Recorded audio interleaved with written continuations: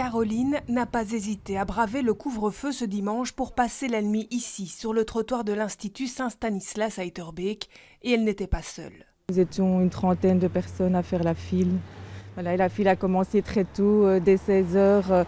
Je suis arrivée ici et j'étais déjà 8e dans la file d'attente.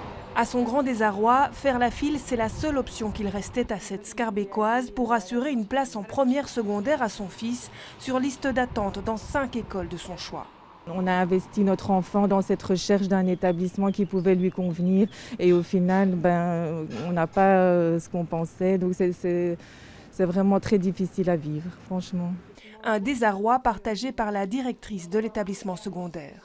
Je ne trouve pas ça normal. Ce matin, on savait, on est arrivé plus tôt, à 6h20. Il y avait des parents avec des sacs à couchage, avec des fauteuils, avec des thermos. Beaucoup de parents venaient de Bruxelles Nord-Ouest ou de Scarbeek. Dans cette école d'Etterbeek, les 14 places à pourvoir sont donc parties comme des petits pains.